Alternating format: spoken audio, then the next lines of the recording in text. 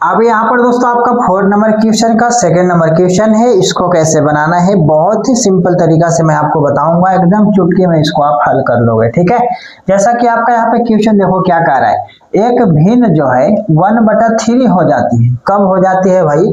जब उसके अंश से एक घटाया जाता है। ठीक है, और वह 1/4 हो जाती है, यानी कि दूसरा समीकरण के लिए बात कर रहा है।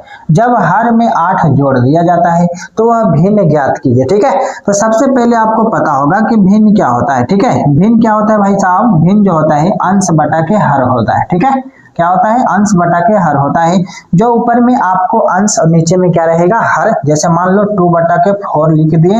अब हम पूछ रहे हैं कि बताओ इसमें अंश कौन है तो 2, हर कौन है तो 4। ये चीज आपको क्लियर है। ठीक है, तो यहाँ पर आपसे पूछ क्या रहा है भाई साहब? लास्ट में भिन्न पूछ रहा है। ठीक है, तो हम सबसे पहले जो है यहाँ पे मानेंगे क्या चीज को? तो हम यहाँ पे मानेंगे अंश और हर को। ठीक है, तो यहाँ पर लिख लेते हैं माना की। क्या लिख लेते हैं?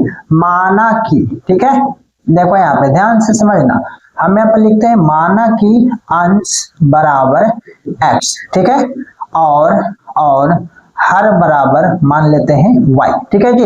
अब यहाँ पे क्वेश्चन जो कह रहा था उसके अनुसार, तो इसके लिए क्या करेंगे? यहाँ पे लिखेंगे, प्रश्न से लिखेंगे बाबू।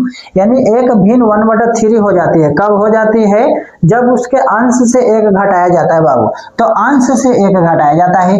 अंश कितना है बाबू? x है, इसमें एक घटाया जाता है, हमने एक घटा दिया। ठीक है, और बाकी जो बटा में आपका हर है उसके बारे में कोई बात नहीं किया है, तो हम बटा में हर जो है क्या करेंगे? y लिख देंगे।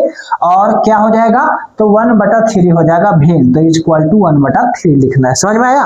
यानी कि यहाँ पे क्या बोल रहा था कि भिन्न 1/3 हो जाएगा जब अंश से एक घटाया जाए।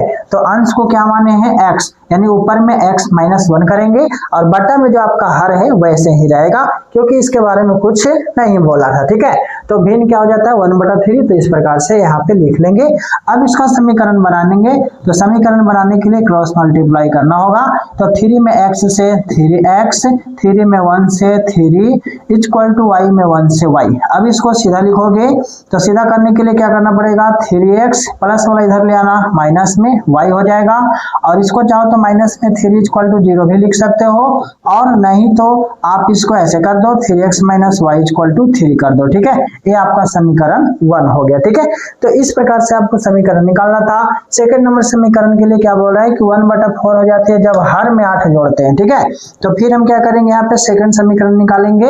अभी क्या बोल रहा है? हर में 8 जोड़ना है, तो x हमारा ऊपर रह जाएगा अंश वैसे ही। ठीक है, और हर में क्या करना है? यानी कि हर जो हमारा y है उसमें 8 जोड़ना है, तो y + 8 हो जाएगा। तो भिन्न कितना हो जाता है बाबू? 1/4 हो गया। बस इतना सा काम करना है। फिर यहाँ से क्रॉस मल्टीप्लाई कर लो, तो कितना हो जाएगा? 4 में x से 4x = ठीक है, यहाँ से यहाँ y + 8 है ना, y + 8 1 से गुना होके। अब यहाँ से आगे बढ़ोगे तो 4x प्लस वाला इधर ले आओ बाबू, माइनस में y = 8, वैसे ही रहने दो। समीकरण क्या बन गया आपका? 2 बन गया। ठीक है, 4x के 4x प्लस वाला y को इधर ले आए, माइनस में हो गया, बराबर में 8 अचर संख्या वैसे ही छोड़ दिए, तो आपका 4x - y = 8 समीकरण 2 बन गया। अब इस समीकरण 1 और समीकरण 2 से क्या करो?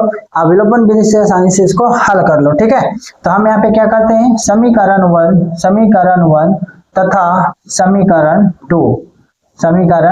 2 से। ठीक है, तो समीकरण 1 में क्या है बाबू? समीकरण 1 में है 3x - y = 3 है, और यहाँ जो है आपका 4x - y = 8 है। ठीक है, अब यहाँ पर देख रहे हैं कि सेकंड में जो है हमारा y दोनों के दोनों बराबर है। अब इसमें क्या करना है? सिर्फ प्लस माइनस चेंज करना है। प्लस है तो माइनस कर देना, माइनस है तो प्लस, और प्लस है तो माइनस कर देना। ठीक है, a माइनस प्लस y से y सेम कट जाएगा। अब यहाँ 4x में से 3x जाएगा तो माइनस के x बचेगा, और -8 में से 3 जाएगा, माइनस के 5 बचेगा, माइनस से माइनस खत्म, x = बाबू 5 आएगा। ठीक है, अब इस x का मान आपको पता है समीकरण में रख लेंगे। ठीक है, तो x का मान क्या करते हैं? समीकरण 1 में रख लेते हैं। ठीक है, समीकरण 1 में रखेंगे तो समीकरण 1 क्या है? 3x - y = 3 है। 3 × x के मान आपने 5 लाया है, माइनस y = 3, माइनस y को बाबू बाहर कर लेना, तो बराबर वाला 3, और 5 × 15 प्लस में बराबर की साइड जाएगा माइनस में हो जाएगा, ठीक है। तो minus Y equal to minus कितना बचेगा, 15 में से 3 गया, माइनस के 12 बचेगा, ठीक है ना। इतना चीजें आपको क्लियर है, माइनस से माइनस खत्म हो गया, वाई इक्वल टू कितना आ गया बाबू, 12 आ गया, ठीक है। तो हमने यहाँ पर एक्स वाई का मान निकाल लिया है। अब आपसे जो भिन्न पूछ रहा था अंश बटा के हर, ठीक है, क्या पूछ रहा था, भिन्न पूछ रहा था, भिन्न। तो भिन्न क्या लिखेंगे, अंश बटा के हर लिखेंगे।